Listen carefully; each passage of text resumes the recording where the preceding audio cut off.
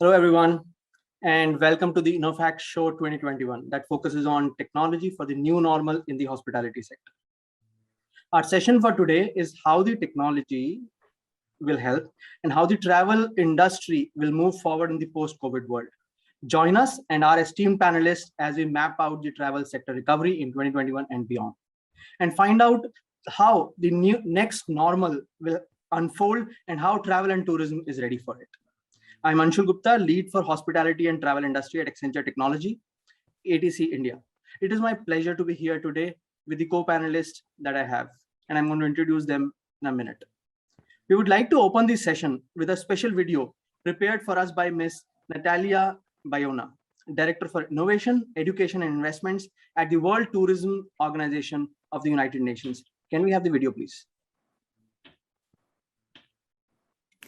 Hi, everyone. It's my pleasure to be here today with you. Today, I have the honor to talk about the challenges that tourism is facing thanks to this pandemic.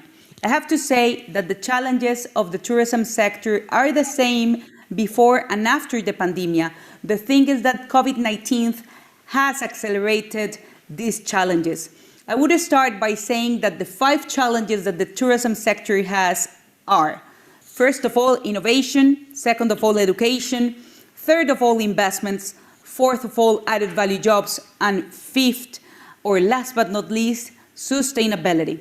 When we are talking about innovation, the main focus of our job is improving the tourism innovation ecosystem. I have to say that thanks to this journey, we need to improve the connection between governments, startups, investors, academia, of course, institutions, and the national governments. Today, I have to say that those connections have been improving the way we are innovating. Nonetheless, we need more pilot projects between startups and corporates. We need a more serious supply chain between providers and corporates that are buyers of those technologies that the startups develop. We need a more interesting venture capital culture. Just some facts and figures. The last year, $22 billion were invested in tourism startups.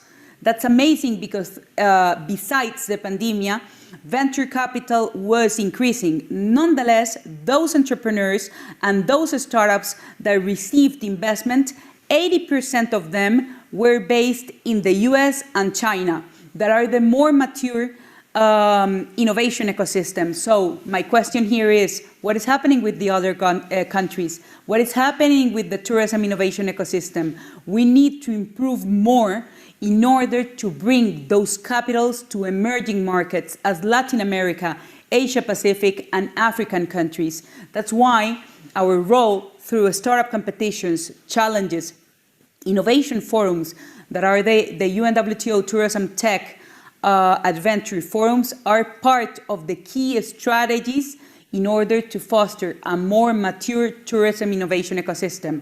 Another fact, I don't know if you know, but from the 100% unicorns that are enterprises that are valued on more than $1 billion, only 5% are from the tourism sector. We need to help the internationalization process of the entrepreneurs. We need to connect them with investors, with corporates, with governments, etc. Second great challenge that we have, education. I don't know, once again, if you know, but this is really important. Tourism is the top employer of women and youth. Nonetheless, 50% of the young, talented minds working in tourism only have secondary skills. If we want to develop a high-level economic sector, we need to improve education. And digital education is here to stay. Thanks to digital education, we can scale up the way people are educated. Our aim this year is to have at least 30,000 new students in our UNWTO Tourism Online Academy. And how can we do this? Of course, developing partnerships with top universities. It doesn't matter if they are focused on managerial or vocational skills, but we need to improve the way people get a certificate in order to have a formal career and a formal professional path in the tourism sector. And of course, if I'm talking about innovation, that is the sector for youth. If I am talking about tourism, that is the sector of youth, of course, innovation and education has to be aligned if we want the third challenge, that is added value jobs. As I already said, 100 million jobs are under risk thanks to this pandemic. But of course, if we don't have people with a professional certificate, if we don't get the tools to help them to access, how we can preserve those jobs. So that's why inside our public policies from national governments, in our commercial strategies from the corporates, from the big hotel chains, from the big airlines, from the SMEs, in every single company that is working in tourism, every single company needs to have an innovative mindset, but of course, a strategy to train their employers to be better and to develop what always the people that work in education says, to be a lifelong learner.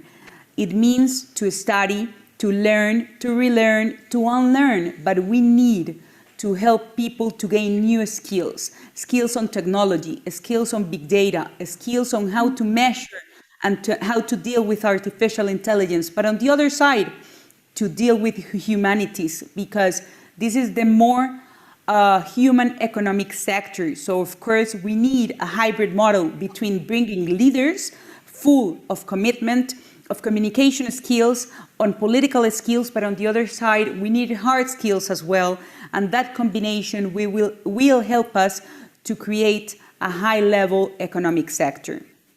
Fourth of all, of course, we need investments, but not any kind of investments, green investments. Why green investments? As you have seen, tourism decreased by 75% during 2020.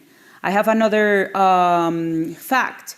Foreign direct investment decreased 75% as well.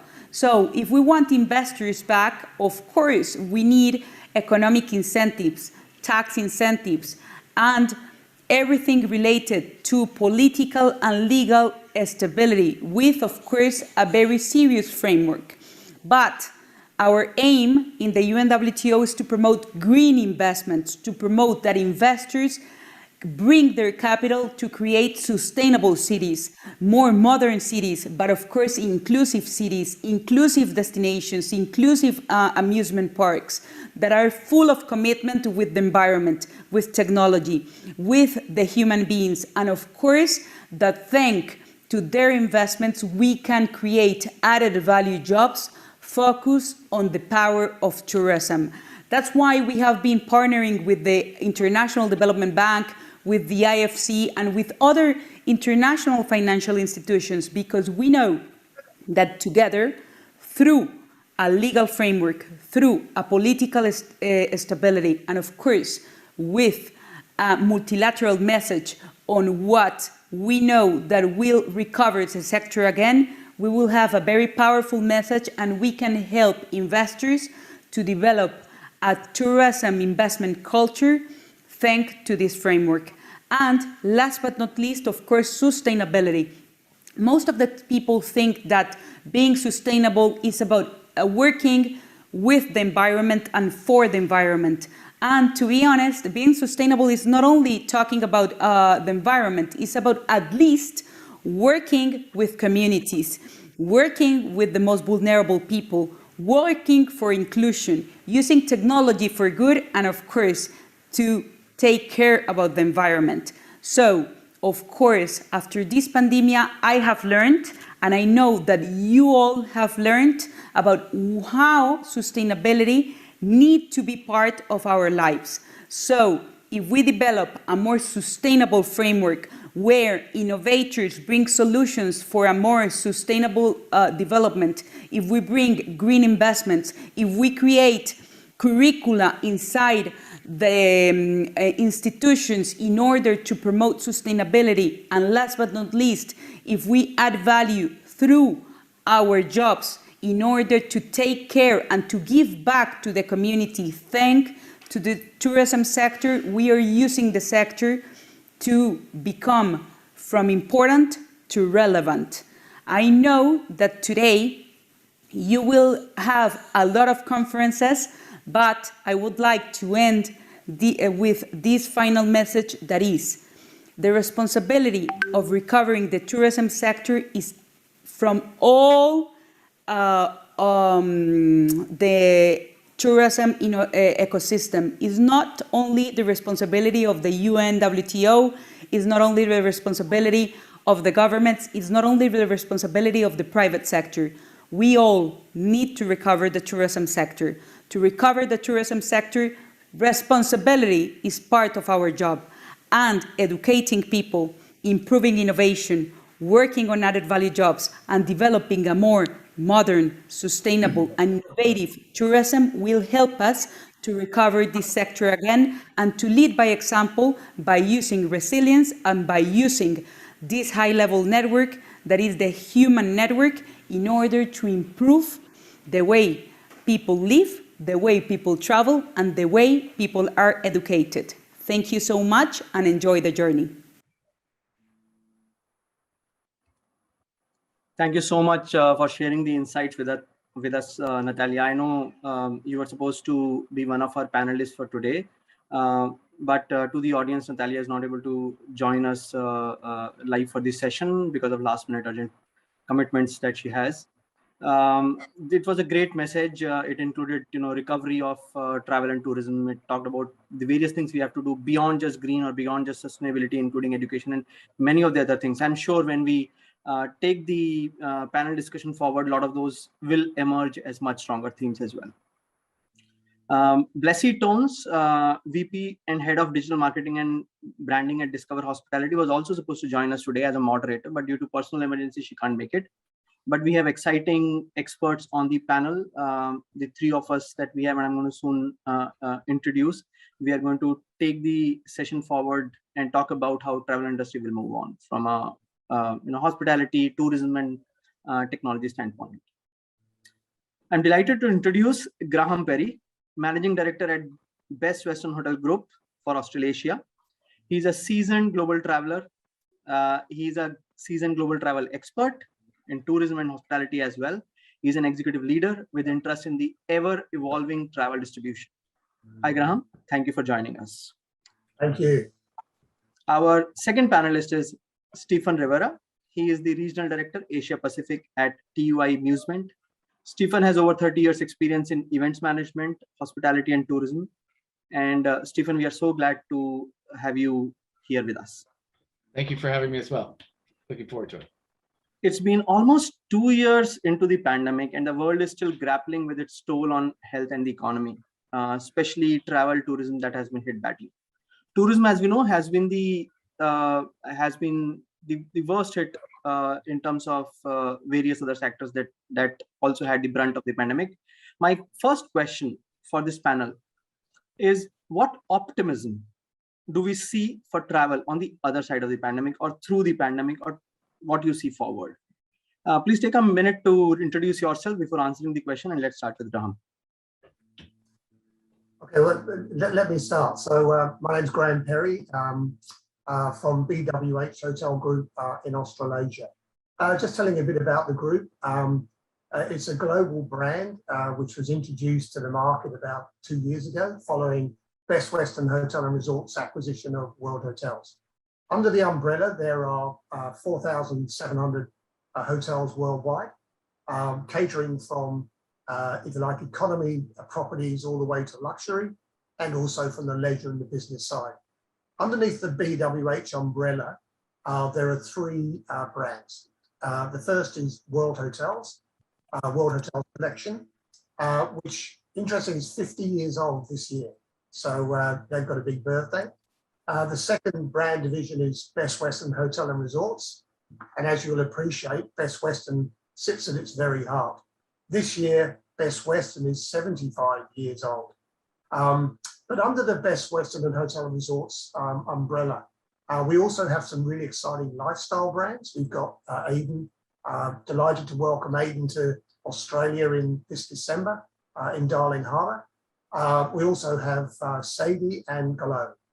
And then the third division we have is Surestay Hotel Group, which really focuses on that economy end of the market and is winning major awards in the United States, and we're growing that footprint in Australasia. Turning to your question, which is a really good one, and I think it's great to start the session on optimism, because I think we have to do that. I predict that once the pandemic in Australasia is over, and what I mean by that is really is us racing towards 70% double vaccination rates and 80%. I believe once that happens, the lockdowns will end, the state borders will open, and then ultimately the international borders open as well. When that happens, putting aside any other global events that could happen, I predict a really bumper 5 to 10 years, where I think there's going to be exponential growth. And I think that's very exciting, and I think we all need to hang on to that. I think the reason I say I'm confident about that, if I looked back to March, April and May in 2021, when at the time Australia had really controlled, and New Zealand also had really controlled the pandemic, we were really open up. The state borders were open. There was a bubble with New Zealand. We weren't in lockdown at all. And this was just before the Delta virus arrived. During that time, in March, April, May, our hotels across the board were outperforming the performance of 2019. So it means even before the pandemic, that is, that we were outperforming it. So that gives me great confidence. And once the borders open, that pent-up demand is going to grow. The other really good thing is that yield is going to be good as well. And I can expect some very, very good RevPAR and occupancy rates. And the reason I feel that is because Australia, from an inbound perspective, is top of the bucket list. It's considered to have a sparse population. It's considered to be safe, clean and secure. And that is going to be more important than price. It's going to drive traffic. Not only that, but in the last 2 years, Australians and New Zealanders have discovered their own backyard, and they've realized what riches we have here. And even though some of those will start to go overseas when the international borders open, I feel really confident that they're going to take multiple other trips in Australia. And the final thing I'd say is that with the bushfires and the pandemic, we forget about the bushfires in Australia. Off the back of that, what has happened is government and investors have suddenly realized the importance and the value of regional areas in Australia. So I predict there's going to be very, very strong investment from government in infrastructure and also from investors in building hotel properties. And if you think about our lifestyle brands, I think that has a great potential. So I'm very optimistic. Well, look, let me just carry on right after you, Graham, if that's all right, Anshul. Sure, Stephen. Likewise, we are feeling very optimistic as well. So hello to everybody, wherever you might be dialing in from, whether it's good morning or good afternoon. My name is Stephen Rivera, and I am the Regional Director of Supply Management for TUI Amusement in the Asia Pacific and Indian Ocean region. I know that's a mouthful to say. For those of you that are not familiar with TUI Amusement, we are the Tours and Activities division of the TUI Group. Now, you may know the TUI Group as one of the largest travel and tourism companies in the world. And every year, when there isn't a global pandemic taking place, we welcome millions of guests to our hotels, on our cruise ships, and on board our aircrafts. So TUI wants to be engaged in the entire travel journey. So ideally, we would love you to purchase your holiday at one of our TUI travel agencies. We'll fly you there aboard TUI Airways, and when you arrive, you'll stay in a TUI hotel. Once you're in destination, we would love you to participate in an excursion, a tour, or an activity. And that's where TUI Amusement comes in. We distribute tours and activities across a variety of distribution channels. So are we feeling optimistic? You bet we are. I'm pleased to say that we've been welcoming guests to TUI destinations since June of this year. Places like Spain, Portugal, Greece, Turkey, as well as destinations in the Indian Ocean, like Mauritius. So we think that if there's one thing the pandemic has taught us, it's that people absolutely love to travel and they absolutely miss it. In fact, right now they're yearning for it. So we are feeling very optimistic based upon the numbers that we're seeing arrive in destination in other parts of the world. And we feel that that's going to bounce back stronger here in the Asia Pacific as well. Yeah, and great points over there. My thinking very well resonates to the aspect that you were mentioning, and I'll probably add a little bit in terms of what we are observing in the market as well. So Accenture publishes a monthly indicator of travelers' confidence to travel as or called as the Traveler Readiness Index. And this multi-country view travel readiness index takes into account the level of volatility based on the health status, economic indicators, travel demand, and mobility status across countries. Good news is that in July, the industry was welcoming really positive signs of recovery. From June to July, the index shot up by 9%. Now, if I compare with 2019 levels, pre-pandemic levels, it was just 26% below on that particular index. It is despite the mixed situation of new outbreaks that were happening and easing restrictions in different parts of the globe. In short, the world is eager to travel, leisure or business or pleasure, just that we have to make it a bit more safer place than it was yesterday. That's what I believe is a great sign for all of us. Now, going a little bit beyond, we talked about the optimism that all of us have, and we want to do great things. The pandemic did not come with a playbook. While some businesses, even big hotels, had to close down temporarily or some permanently, unfortunately, others have managed to pivot and stay afloat, especially in the case of quarantine hotels. Now, Graham and Stephen, how have you utilized this forced hibernation to better your organizations? What improvements or innovations have you made to your organizations to stay relevant in these uncertain times? Tell us about what happened, and maybe we'll start with you, Stephen.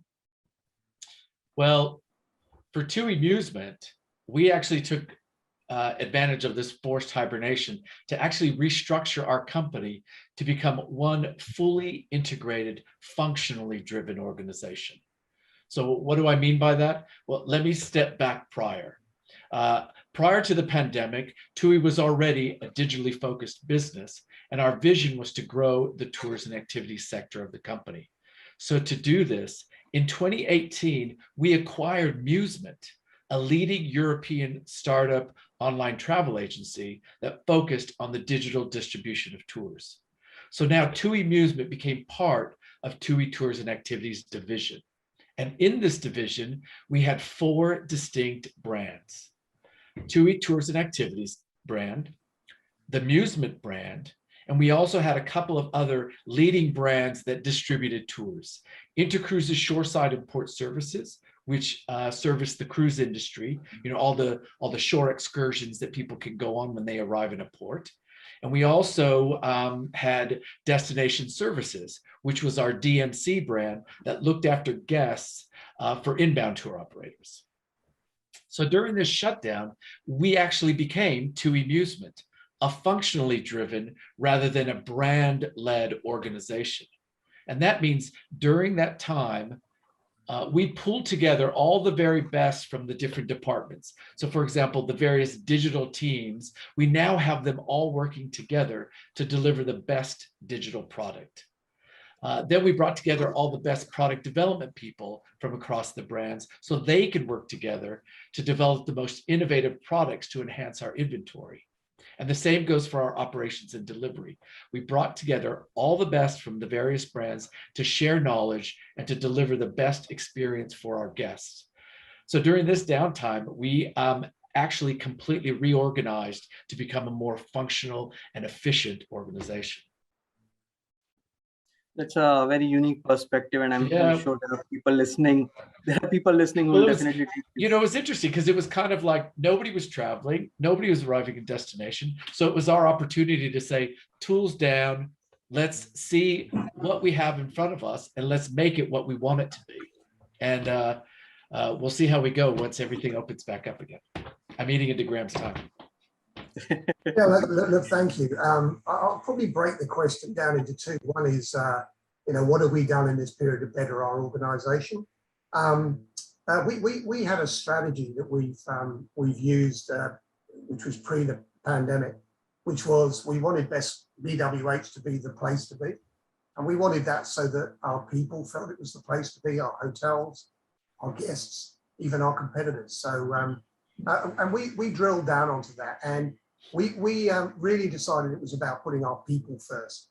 And we've instigated some what we call a pulse survey, which is to keep the finger on the pulse of what our staff feel about the business. We've really leveraged their strengths. What we've done is absolutely break down the silos, so that I think everybody understands the business better and therefore can contribute better. A good example of that is sales and marketing and revenue management. Rather than being two separate initiatives, they're actually part of the same thing. So, and that's all about trying to drive innovation. I think the second thing is we wanted to. There's definitely been a drive to direct business. So what business there has been is going to the brands, to the hotels direct. The reason being that those guests who have to travel, they want to be sure that their hotel's available, that rooms available, that it's clean, it's safe, and it's secure. So that direct business we've really been building. We've kind of used it to refine our whole revenue management program. And interesting, what has clearly happened during the period is that revenue management has really come to the fore in our organisation, and it really represents best practice, because revenue management is not only about managing revenue when there's good times and performance is growing. It's also when it's contracting, because you want to get the best occupancy and the best ADR and the best RevPAR you possibly can. We've introduced quick site analytics, which we're using from Amazon, and we've customized that. And that is giving us really important insight to drive innovation, make decisions, whatever. So it's really been, if you like, a bit of a spring cleaning to really focus on people, systems, innovation, etc. Moving to the staying relevant. The one thing that it's really important, to be relevant, you've got to be agile and you've got to be able to adapt. And a good example of that was when in March 2020, the international borders shut down. We literally had to react like that. And we literally turned our business upside down. And the reason I say that is because all of the global and national and regional corporate business literally disappeared. So we had to go looking for new business, which was domestic. And we set ourselves, everything became hyper-local. And we actually set ourselves up as, your local hotel away from home. We literally looked for every piece of sales business for our hotels, whether that was government business, whether it was quarantine, people needing to isolate, whatever it was. We have a program, it's called We Care program. It's a Best Western global program. And we introduced We Care Clean. And we put in protocols across our hotels to make sure we did things like take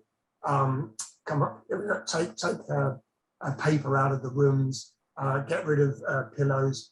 We wanted to do it to make it a contactless experience and to make our guests feel safe. So we did that. We had many roles at the time of the pandemic reared its ugly head, which literally became redundant. We had a team of revenue managers, regional service managers who used to travel around Australia seeing our hotels, make sure they're compliant, customer service. We converted them all into account managers, and they each looked after a handful of our hotels and looked after not only their revenue, their finances, looking after their operations, looking after their mental health. So we really did that. And embedding everything about how to stay relevant was number one, communication, number two, communication, and number three, communication. We became the conduit and the one source of information about COVID for all our staff and all of our hotels. So we literally turned the whole thing up down, and it's about being adaptive and agile. Thank you, Graham. And I know, beyond the business model and the process change and various things that the businesses have thought to bring about it, there has also been a significant improvement in the way technology has been leveraged all across, right? I mean, both of you gave several examples. And if I may have to add a few, whether it's contactless, whether it is IoT led, whether it is,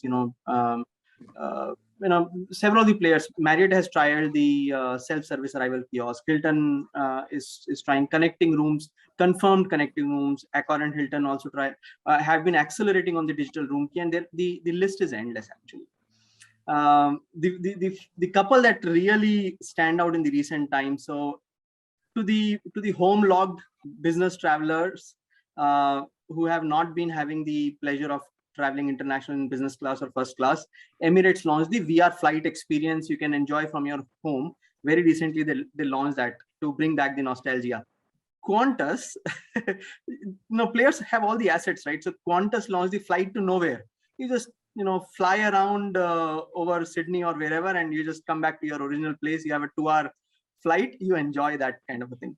The one which is my favorite is in Switzerland, one of the Radisson resorts.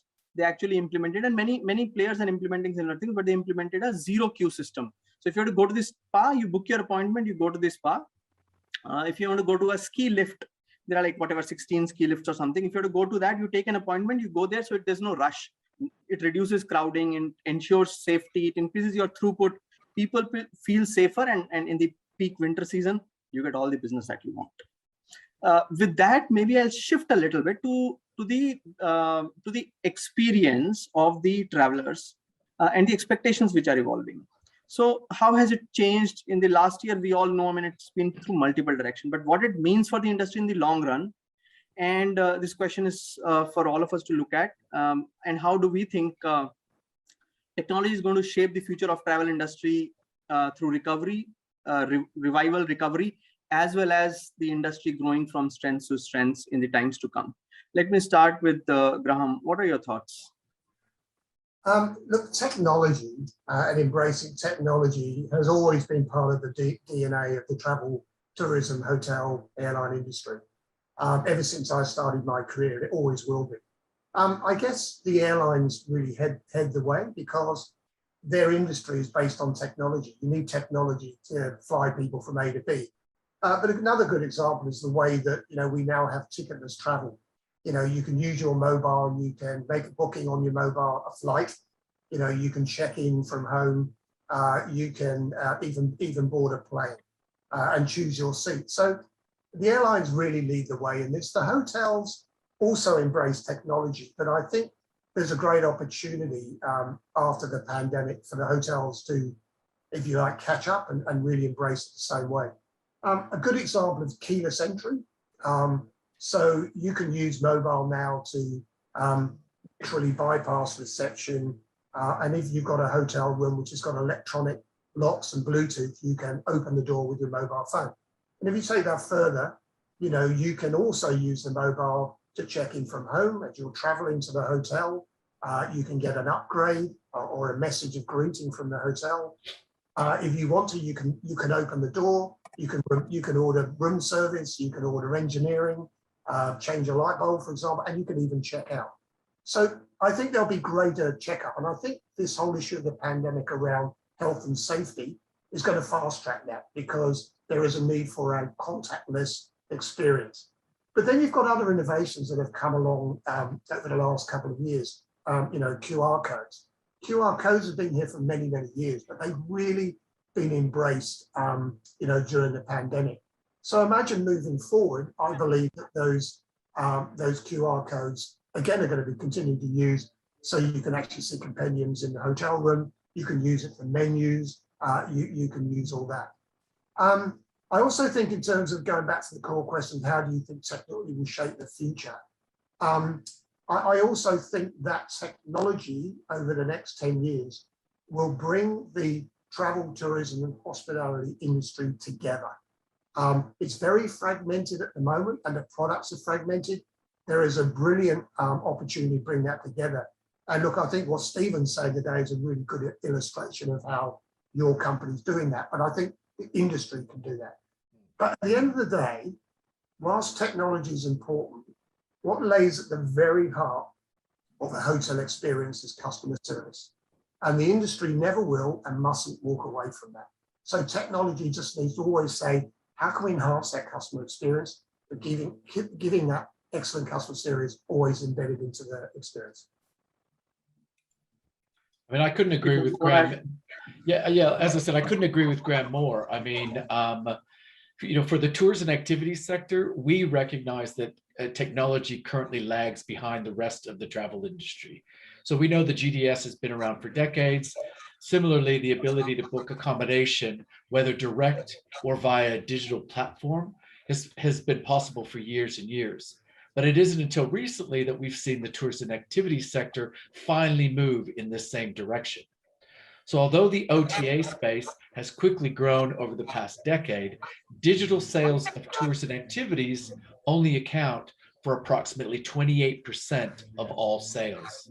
So this sector is absolutely ripe for massive expansion, and the only way forward, and we recognize that the way forward is digital.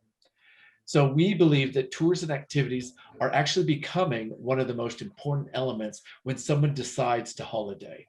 Guests are no longer waiting until they arrive in their destination to decide what they want to do. The types of activities they could participate in is what's actually driving the decision to visit a particular place. This is always held true for like ski holidays or snorkeling or scuba holidays, but we're now seeing the different types of tours and activities available in certain destinations are what's impacting the decision-making process. Things like walking or hiking experiences, cooking tours, different sporting events, historic and cultural activities. It's the activities like these that are now driving the decisions. So most importantly, it's the utilization of the technology to make it convenient to actually book those experiences in advance to arriving in destinations, we think will be key. But you can't do it without, we never want to lose that personal touch, kind of what Graham is talking about. Absolutely, Stephen. And if I may just give you a research finding that we had. So there's a research that Accenture conducted called Future Systems in late 2019, and no one knew pandemic coming, right? So we did this research with 8,000 plus CXO, 8,000 plus companies, and mostly CXOs who responded to this survey across industries, across markets, across geographies. And what we found was the companies that were in the top bracket of adopting new technologies versus the companies in the bottom bracket of not adopting technology for various functions as much. The ones that were adopting were growing 2 times faster than the laggards in terms of tech adoption, and various other aspects. And how do we measure they are successful and all that? 2 times in terms of revenue growth, and if we also looked at the CSAT improvements, the way the employees are happy, the way you are getting your net promoter score from your clients, and so on and so forth, various aspects, right? Now, when we did a revised version of that late in 2020, what we found was the gap between the leaders of technology adopters and the laggards actually expanded from 2x to 5 times. So you can imagine there were people who actually used the pandemic to really catapult, to really leapfrog forward in their business using technology as an enabler. It's no longer, it used to be as in a support function. It is a driver of business today. Rightly you added. Well, then that's kind of what we're banking on, because, with the acquisition of Amusement, we knew we needed to grow our digital space. And so we're hoping that to be part of that upper echelon that you're talking about. Yes. And I think many of the players are calling the times to come as the golden age of travel in the post-COVID era. And maybe we can look at some key trends that you are seeing, that, trends that you are leveraging after the lockdown as the markets open up. And I see few questions around it as, domestic travel is picking up, as international borders are opening up. What would be mission critical for travel brands to adapt to the evolving customer or traveler landscape? Maybe Stephen, you want to go ahead first? I mean, for me, for TUI Amusement, we think it is the one complete experience, delivering and working on the entire travel journey. So as I mentioned before, in the short time that we've been operational in other parts of the world, we've learned that lockdowns have absolutely intensified everyone's desire for a great experience. So we know that if guests have an amazing and a memorable experience while on holiday, our guest satisfaction scores are through the roof. And this translates into an increased customer loyalty. So for us, we think by delivering a complete and convenient travel journey where guests can book all of the elements of their holiday and monitor their journey in real time will be what customers are looking for going forward. And I do have to say that we're actually doing this now. So we've recently launched the TUI Digital Assistant, or our TUI app. And on the app, this allows our guests to book their flights, their hotels, their experiences all in one place. And it also provides live information about their airport check-in desks, their boarding gates, their transfer locations. And it also has a chat function so they can actually speak to the hotel rep in the destination in which they're traveling. So we want to provide that technology, but we don't want to lose that personal touch. So we still have reps in destination to answer any questions, but we know that the early adopters of technology will just dive on top of this. The ones that are maybe a little bit slower, they're going to want to put their foot into the waters, but they still want to know that there's some reps in destination that can maybe answer some of their questions. So it's a little bit of both worlds, but it's capitalizing on the technology that can deliver this complete experience. That's what we think the way going forward. Yeah, I wouldn't mind. I agree with you. I want to go back to what I said earlier, which I think is, for me, is a very important point. Is to this point, the various industries that make up the travel, tourism, hospitality industry have tended to work on their own in isolation. And hotels is a classic example of that. And hotels often, develop their own technology, and they do it in competition with each other. Mm. Let me give you an example. So I talked about the keyless entry using mobile. So at the mobile, use that mobile to open your door, and everything I talked about was about the hotel experience. But what that mobile can also do is actually become a digital concierge, whereby you can actually see what is going on around the region. And you can see restaurants and bars and theatre and tourism attractions, whatever. There's artificial intelligence capability out there already that can actually personalize it. And what I think will happen in the future is that we'll be able to personalize that experience. So they say, Stephen, you're coming to our hotel. We know who you are. We know what you like. We'll serve up this information for you to be able to book it. So I think your company is a very interesting example of what I think is going to happen across the industries. Mm. You then take it one step further and you think the BWH has actually got 45 million loyal guests. Across all the hotels, we've got hundreds of millions. So can you imagine taking that technology and actually linking that together? At the moment, what we will do is allow our loyal members to book a hotel. And why can't we do what you said, Stephen? Book a hotel, book a flight, book a car, book a tour, book a region, all personalized because we know who our loyal members are. Exactly. That's where the future going. And also, the other thing is those same loyal customers of yours, if they're not traveling interstate to a destination, will tap into them when they're not traveling. Hey, we know you're staying home this weekend. You should go to the Hunter region. You should take place in this activity in your own hometown. But once you capitalize on that data, the world is endless, I think. Well, what we know when we know you fly international, we know what you're doing. By the way, you only do that every once or twice every 2 years, but we know you take lots of trips domestically. We know who you are, you like wine, you like theatre, put it together. Technology can do all of that. Mm. Things we're going to do is lifestyle brands are becoming very, very popular. That's where you take a hotel, and the lifestyle hotel wants to immerse itself in a community so that it gives its guests a flavour of the community, but it also wants the community to feel that they want to have the experience of the hotel. So lifestyle brands are going to develop. And I've talked about regional. So I've also now talked about loyalty. So they're the kind of things I think are mission critical for the travel. Ashul. Yeah. So no, very well said. And the way I look at it, technology is really an enabler to anything that needs to be done from a business model change, from a process change, and so on and so forth. The quick one that I feel technology can drive even further is going to be around two things: agility and sustainability. And whatever you said was also many things that we are trying as we are learning the new model, as things are evolving, because things are not going to remain constant. The only constant is going to be the change in this particular case, as we are all seeing. So the agility, as much we can have in our business models, is going to be a key success criteria for all of us in the businesses. That is a truth that everyone has realized, and it is going to here to stay. I'm not going to talk about specifically sustainability. I know Natalia had mentioned a lot about sustainability and the need for it, but I will quote Paul Jacobson, the last Delta CFO, in March 2020, right at the onset of the pandemic. This is what he said. He said, Delta Airlines is expected to come out as a much smaller, more modern, and more nimble company.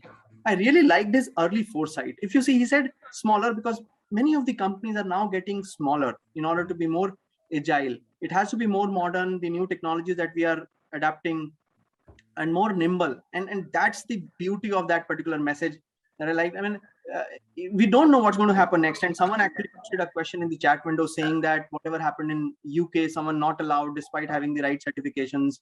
Then if some of you would have heard Anthony Capuano, Marriott CEO, speak on Script Forum yesterday, he did say that he was visiting his owners in Europe, and the frustration was a handwritten CDC health card is allowed for someone to enter the US, enter Europe, but a digital Europe health card, which is the green pass, is not allowed in the US. And some changes happened very recently, right? So definitely things will evolve very fast, and our systems have to be configurable to adopt to those changes very fast. And that's what I mean by business agility. Whether it is an ERP system that brings the different teams together, it is a collaboration technology that helps the team work together, or IoT devices which gives us the signals from the various aspects of business real time, AI, machine learning that can help us make those decisions or autonomously make those decisions for us, right? Technology is really changing the game and is going to put the businesses in the right stead to make the right decisions in the real time. I think that's agility and sustainability are the two, in my opinion, are going to be very important. And maybe with that, we actually move to the last question before we maybe pick up another few from the audience. It is the business planning season, so to say, and it will really help if we could give our colleagues on the call some actionable takeaways. We talked about various things that are happening, that have been happening, that will happen. But what are the takeaways for them? What are your recommendations to peers as they craft their own business strategies for the next few years to come? And Graham, I will start with you. Yeah, just doing it in bullet point. I think the first thing is, and absolutely critical, is look after your people. And I think listen to your people, because think of their out of the box ideas, because they know your business better than you do. And as a result, let them come up with some really innovative ideas, because they can drive real value for you. So people, stay relevant. I wrote this down before your last comment: be agile and be nimble. We've just learned that we've got to be really reactive to the changing situations. It's actually a motto I've always used throughout my career, which is take an outside looking in customer perspective of your business. And I think that's about being, the value of the customer. If we do not understand our customers and we do not respond to them, then we're history. So do that. And I think if we do those things and innovate, I think we can not only survive but thrive as a business and as an industry. Thank you, Graham. Stephen, your thoughts, please. Well, I mean, from our perspective, I think my advice would be very simple. Stay focused on what you do best. Don't try and reinvent the wheel, but find out what you do best and then actually do your best with it. Utilize the technology to make life more convenient for your guests without losing the personal touch, and also build customer loyalty by focusing on the complete experience. That's kind of the tact that we're taking. So that would be kind of my recommendations going forward. Great, thank you, Stephen. And I'm kind of repeating some of the keywords that I heard. This is the advice that you had. So relevance, personal touch, loyalty, end-to-end experience. It really is the name of the game today.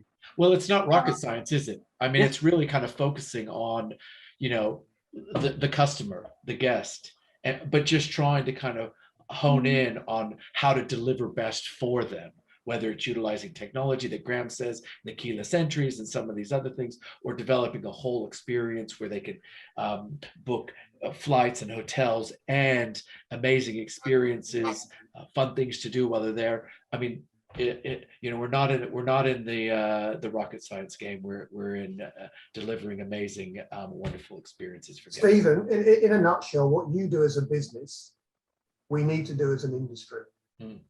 We need to use technology all together, and for all the components to come together. So it's not only for the business planning for the companies, it's for the industry, it's for the tourist boards. Because if we do that, it's a complete game changer. Yeah, I agree. And if I may bring an analogy from the world of aviation, companies like, or not companies, but groups like One World, Star Alliance, right? We don't have one in the world of hospitality. We've missed that quite a bit. I know there have been initiatives. I remember there is a roomkey.com initiative that came up, and a few others that have happened in the past. But we need more. I mean, something as big as a One World or Star Alliance or Sky Team, whatever have you.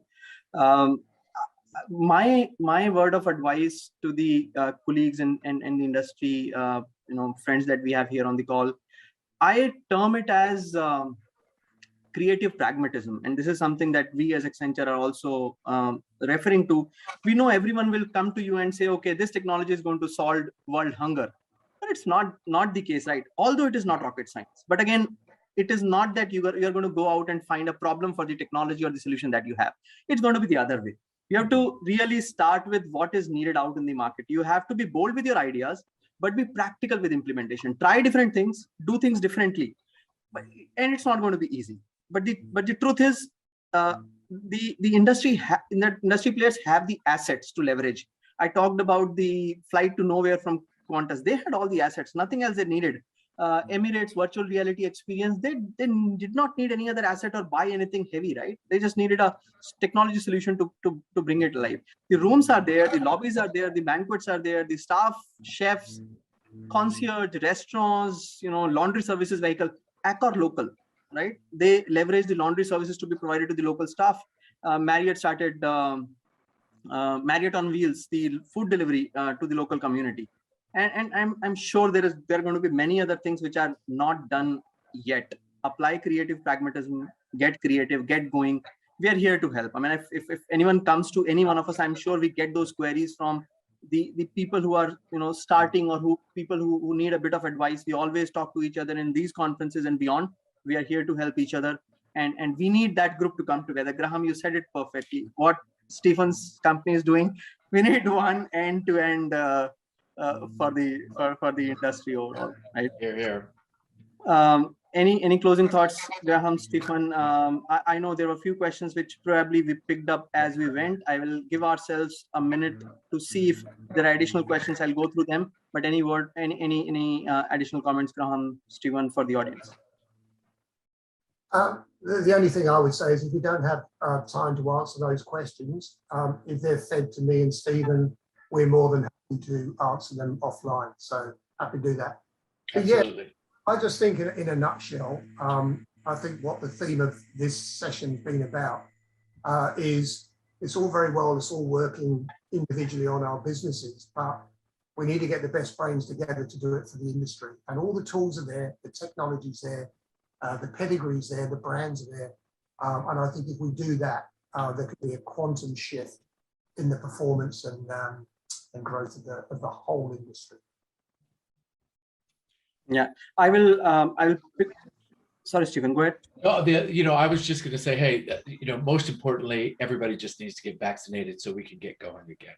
I mean, that's if there's a key takeaway, go out and get yourself vaccinated because we want to start traveling again. Absolutely, absolutely. And there's a question that came up interestingly for you, Stephen. The question is, how do you see the pricing process for hotels change with digitization? Many resort destinations still need to contract rates 18 months out to be listed in annual brochures. And maybe, Stephen, if you can touch upon, if you have a view there, and then Graham, I'll come to you for this particular question. It's more about the long-sighted pricing and what could we do as things are evolving and markets are opening. We don't know what we don't know as of now. So what's the advice here? Well, I mean, and I'll be completely honest. I'd hate to kind of give advice that is really not my area of expertise. I mean, I could tell you about amazing skydiving adventures and scuba diving and harbor cruises. I mean, we are the tours and activities sector of the TUI group, but I certainly don't profess to know a lot about our hotel business. So I'd hate to provide some advice. It might be something that Graham can touch on a little bit more. Sure. I think it comes back to this whole agility issue. Somebody the other day, was talking about, could we see your 6-month or your year marketing plan? And I went, in this environment, you can't set those parameters. You've just got to be nimble. You've got to have analytics and identify, what the segment is saying and the customer is doing, and then serve it up. And I think it's the same thing with pricing. It's got to become digital. It's got to be live. It's got to be personalized to the individual. So what we've got to do as an industry is try to get rid of the rigidity of, seasonal annual pricing, seasonal annual sales and marketing plans, and we've got to respond quickly. And technology can allow us to do that. Mm. Yeah, certainly. And with that, we wrap up our session for today. Graham and Stephen, thanks again so much for the great discussion we had today. If we had 2 more hours, we would have continued on a lot more topics, I'm sure. And thanks to the audience for tuning and being part of today's insightful discussion. Bye-bye, everyone. Please stay safe. Thank you. Bye, everyone. Bye-bye. See you.